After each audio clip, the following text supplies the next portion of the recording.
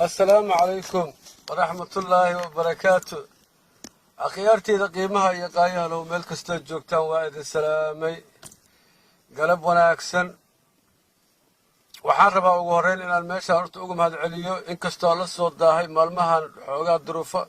iska jirjiray aawadeed waa ogtiin adduunyada duruuf kama dhammaatee waa la iska dhibanay shaqooyin iyo howlo kale la igu jiray marka waxaan rabaa horta halkan inaan mahad ballaaran ugu celiyo walaalahay beesha banaadiri odayaal iyo xildhibaano wasiiro dhaqan indheer garad ganacsato kulamadii qiimaha badnaa ee sharafka badnaa ayna dhex maray iyo soo dhaweyntii ay ii sameeyeen iyo sida wanaagsan oo ay ii marti qaadeen waxaan idin leeyahay ilaahay idinka abaalmariyo si wanaagsan aad ii sharafteen waana mahadsantihiin abaal aan mataqaanaa aan go-in baad igeliseen waxaana rajeynaa insha allahu tacaala inaan anna halkayga aan ka sii wadi doono wanaaggii aan shalay ku hadlaayay iyo alla ka cabsigii shalay aan uga hadlaayay xuquuqda mataqaana gobolka banaadir iyo xaqa ay u leeyihiin ay ka talinta beesha reer banaadir iyo xuquuqda ay ku leeyihiin gobolka banaadir iyagoo ah dadkii loogu yimid lagu soo gaaray ab iyo isra u deganaa taariikhdu saasay sheegaysaa waxa aniga aan sheegayo xasan weli ma aha taariikhda iyadaa isqorta taas waa taas waxaan kaloo rabaa maalmahan waa kala maqneen waa la iska mashquulsanaa shaqooyinaa lagu jiray waxaan ogahay maanta dadka dibadda jooga oo saaxiibaday ah inay warar walaahow aan soo gaarsiiyey oo ah magaalada muqdisho ciidama wajidgooyo dhigtay oo waddooyin xirtay ilaahay amarkiis anoo socdaa la kulmay maanta markaan la kulmay waxay ahaayeen 7 wiil oo dharka ciidanka loo soo galshay oo hal askari oo maanta soo bandhigi kara ay dhikaarkii military ee aqoonsiga ahana uusan jirin 17 kaasoo dharka ciidamada loo soo geliyay qoryo loo soo dhiibay waad ogtihiin xamar waxaa ka jira waa sheekadii aan hore u soo marray UACD berigii UACD dadka la kicinayay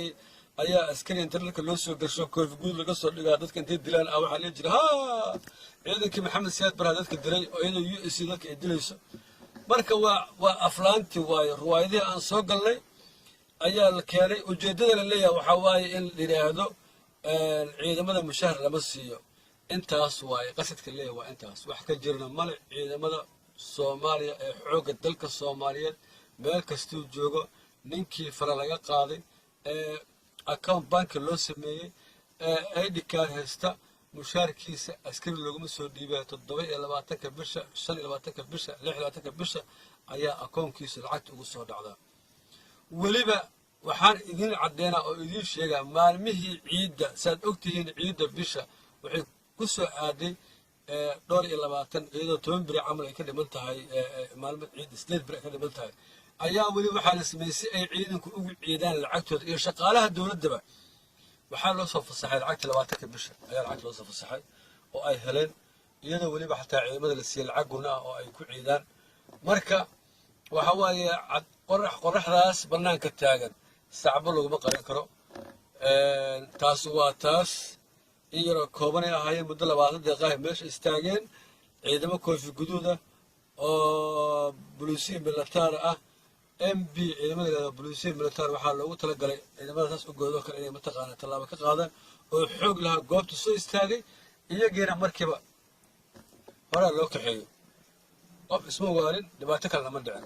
marka waa intaas waxa ka shaqeynaya waa naqaanaa dadka horumarka iyo iftiinka nabadda iyo barwaaqada ay dhibayso waaye wax kale maahan marka taas ayaan rabaa inaan idiin sheego dhib kale ma jiro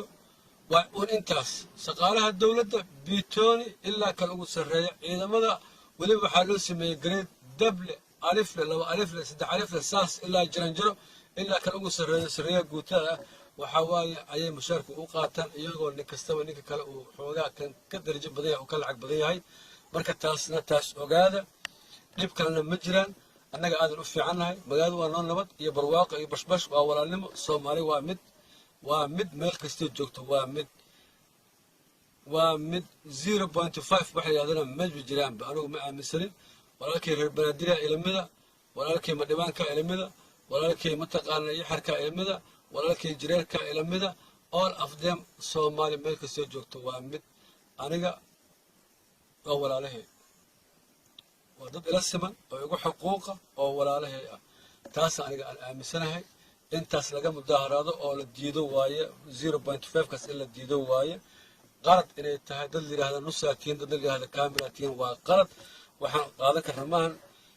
xag rabbina mataqaana diintu ma ogola dhaqan Soomaaliyeed dhaqan lagu cusub waaye dhaqankan meel laga kala naqaan Ilaahay dhaafiyo